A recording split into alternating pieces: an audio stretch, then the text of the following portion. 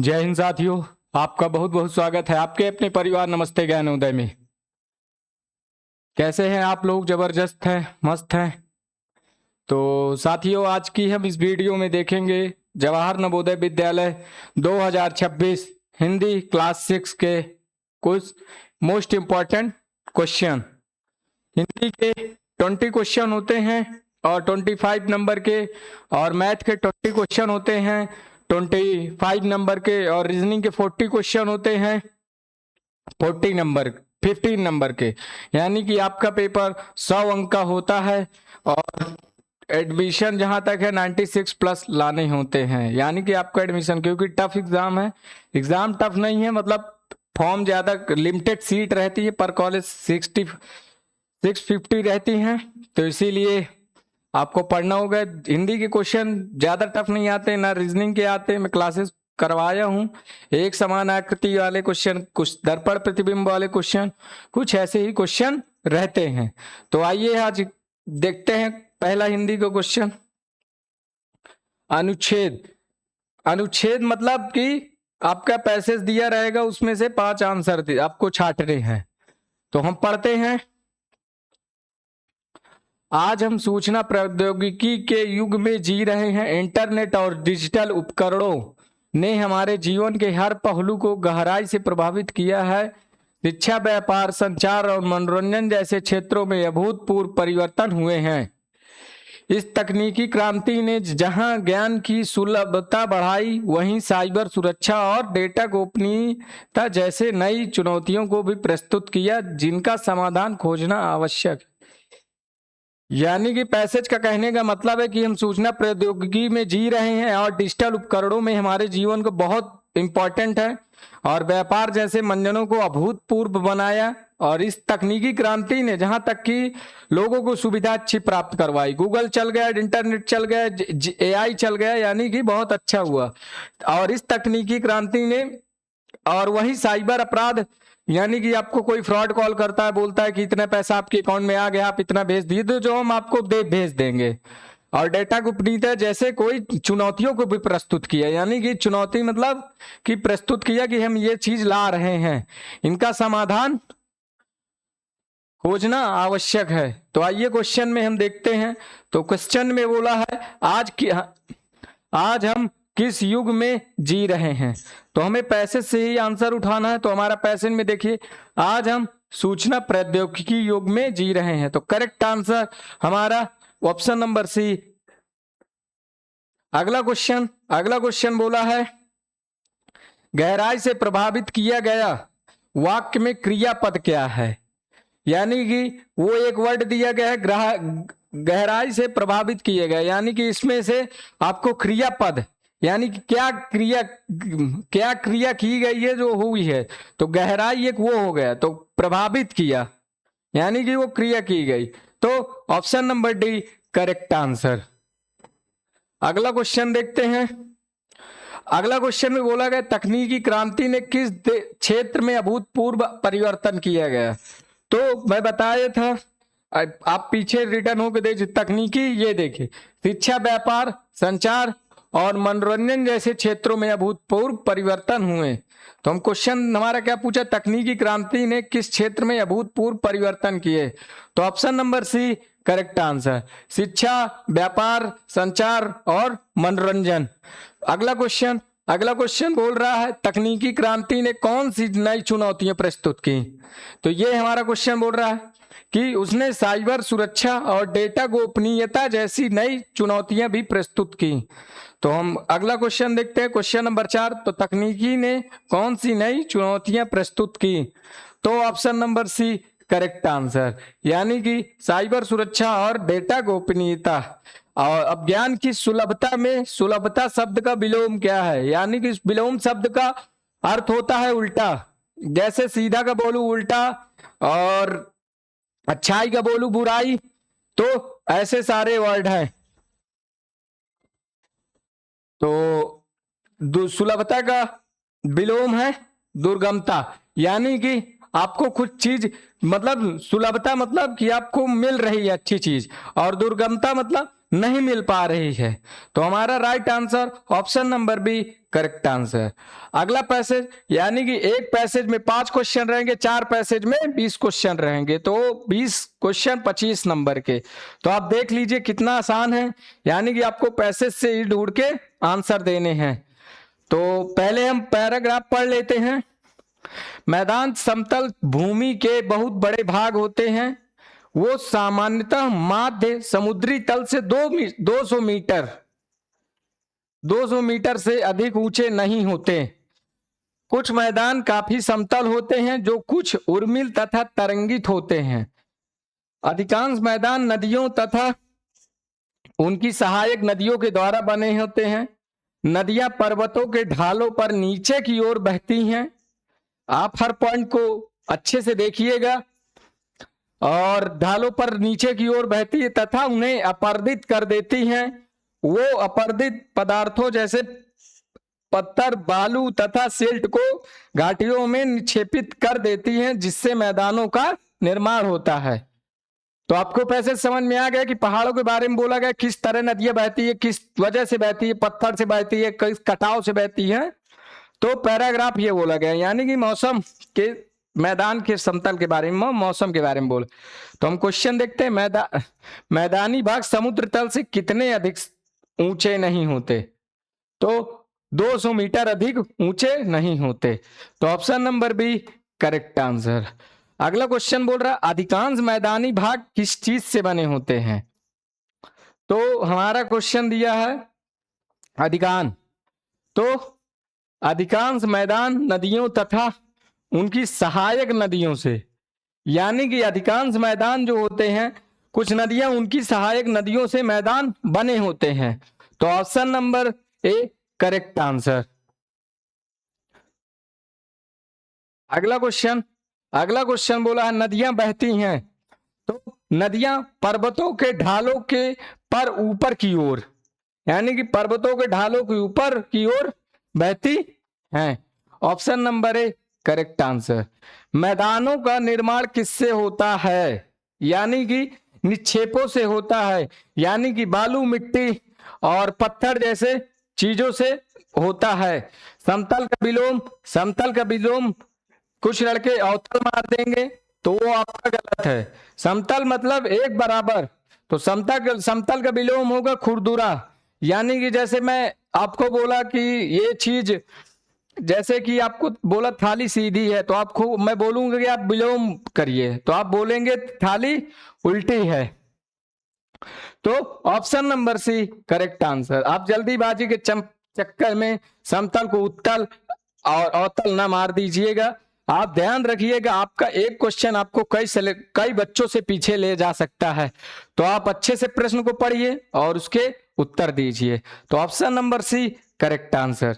अगला क्वेश्चन देखते हैं। अगला क्वेश्चन में बोला गया है ईमानदारी एक ऐसा गुण है, आप अपने इसे जीवन में भी लागू करिएगा। ईमानदारी बहुत बड़ी चीज है। आप ईमानदारी से मेहनत करेंगे तो आपको सक्सेस जरूर मिलेगी। आप किसी को दिखावा करेंगे कि मैं पढ़ रहा हूं, 2 घंटे पढ़ रहा हूं, 2 घंटे से आप किताब खुली है, उसी पेज पे बैठे हैं, यानी कि आपका पढ़ने में मन नहीं लग रहा, तो आप किसी और को नहीं धोखा दे रहे हैं, आप अपने आप को धोखा दे रहे हैं। आप मम्मी पापा को दिखा सकते हैं, बाद में जब सक्सेस नहीं मिलेगी तो यही लोग बोलते हैं, लोग रिजल्ट देखते हैं, लोग मेहनत नहीं देखते, यानी कि उनको रिजल्ट चाहिए। आपको कुछ दिन बाद मम्मी पापा भी बोलेंगे कि बेटा मेरे को रिजल्ट दिखाओ। तो आप मेहनत करिए। आप किसी को दिखाने के चक्कर में कर रहे हैं कि मैं देखो पढ़ रहा हूं, मैं 8 घंटे पढ़ रहा हूं, मैं 10 घंटे पढ़ रहा हूं, गलत बात। आप 1 घंटे पढ़िए, बट एकदम फोकस से पढ़िए, मन लगा के पढ़िए। आपके 1 घंटे वो 4 घंटे के बराबर है। आप 4 घंटे किताब खोले बैठे रहोगे, वही 1 घंटे अच्छे से दे दिए आपके, तो वो 4 घंटे की इक्वल हो गए। तो आप ईमानदारी से पढ़िए, मम्मी पापा का नाम भी रोशन करना है। और एक दिन दुनिया बोलती है, लोग सक्सेस देखते हैं, जब आप सक्सेस हो जाएंगे ना तो लोग बोलते हैं लक था। यानी कि आप पहले कितना भी घूम लें, जैसे आप किसी के साथ घूम रहे हैं तो अभी आपका पड़ोसी बोलेगा कि मैं जानता था ये लड़का पढ़ता नहीं था, जब आपका फेल रिजल्ट आ गया, आप भले ही कितना घूमते हो उससे मतलब नहीं। जब आप पास हो जाएंगे तो वही आके पड़ोसी बोलेगा कि मैं कह रहा था कि ये लड़का पढ़ रहा है।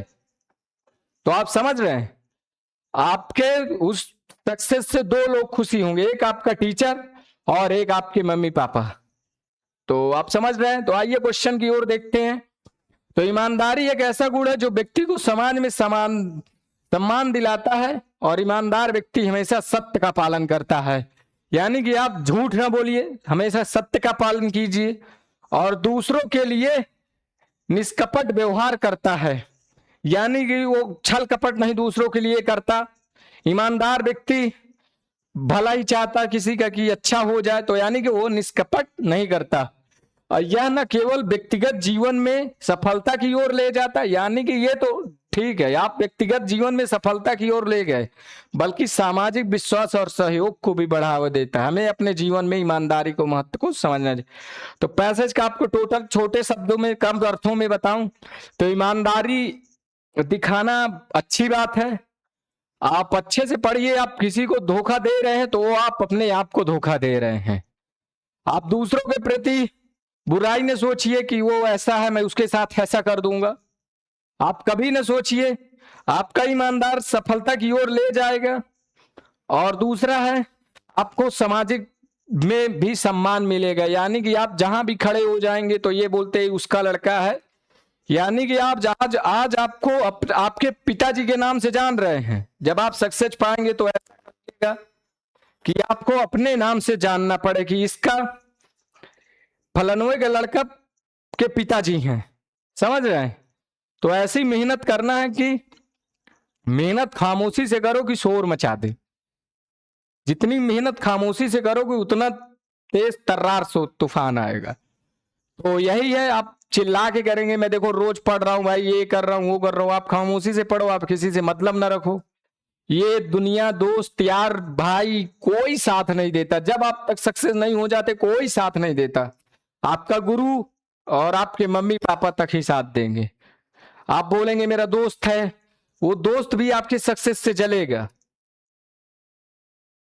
तो उम्मीद है मैं कुछ दोस्तों को नहीं कह रहा, किसी को ठेस ना पहुंचे, कुछ दोस्तों को नहीं कह रहा, बाकी कुछ है। मैं 100% में 99% बोल रहा हूं ऐसे है।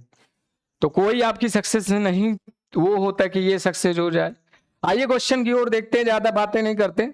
कौन सा गुण व्यक्ति को समाज में सम्मान दिलाता है? तो यानी कि चालाकी कभी नहीं दिलाएगा कि आप इसके साथ चालाकी कर दिए तो ये ऑप्शन हमारा कट गया। ऑप्शन नंबर बी बेईमानी। आप किसी के साथ बेईमानी कर दिए, आप बीच समाज में खड़े हो जाए तो आपको 4 गालियां ही मिलेंगी, वहां आपको सम्मान नहीं वहां मिलेगा। तो ऑप्शन नंबर बी गलत। ईमानदारी, हाँ ईमानदारी आपको कहीं भी, आप वो ऑल ओवर इंडिया ईमानदार व्यक्ति बहुत हैं, बट बोलते हैं ना लोग यार कि 100 लोगों के बीच अगर एक ईमानदार खड़ा हो जाए तो वो अलग ही परछाई में दिखता है। तो वही बात है, सत्य शब्द का पर्यायवाची, यानी कि एक समान तो असत्य तो होगा नहीं, झूठ भी हो नहीं होगा। मिथ्या माने गाली होती है मिथिला में जो देते हैं, यथार्थ माने सत्य। तो option number C correct answer. अगला क्वेश्चन देखते हैं, ईमानदार व्यक्ति किसके साथ निष्कपट व्यवहार करता है? तो निष्कपट वो, तो क्वेश्चन को देखते हैं। तो उसने बोला है कि ईमानदार व्यक्ति हमेशा सत्य का पालन करता है, दूसरों के साथ निष्कपट का व्यवहार करता है। यानी कि वो ये नहीं देखेगा कि वो मेरा अपना परम मित्र है और अपने परिवार के सदस्यों के साथ और किसी के साथ नहीं, यानी कि वो दूसरों के साथ करता है। तो option number C correct answer. अगला क्वेश्चन, ईमानदारी व्यक्तिगत जीवन में किस ओर ले जाता है?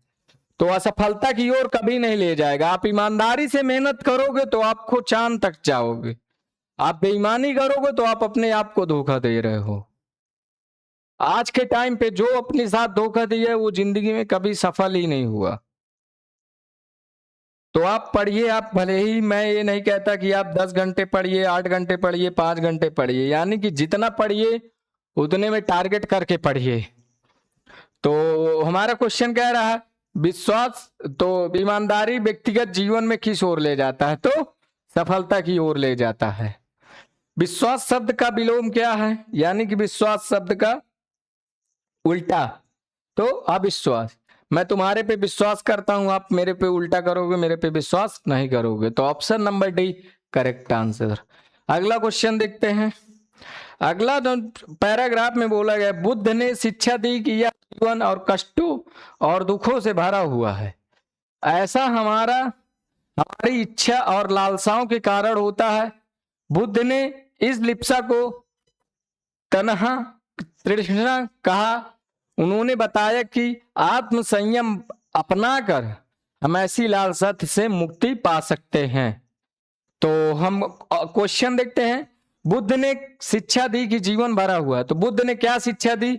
बुद्ध ने कष्टों और दुखों से भरा हुआ, तो option number C correct answer. अगला, बुद्ध ने लिप्सा को क्या कहा? बुद्ध ने लिप्सा को आत्म संयम बनाया, तो option number B correct answer. अगला क्वेश्चन देखते हैं। लालसा से मुक्ति पा सकते हैं, तो लालसा से मुक्ति कैसे पा सकते हैं? तृष्णाओं को जागृत करके, तो ऑप्शन नंबर, लालसाओं से मुक्ति पा सकते हैं तो उन्होंने आत्म संयम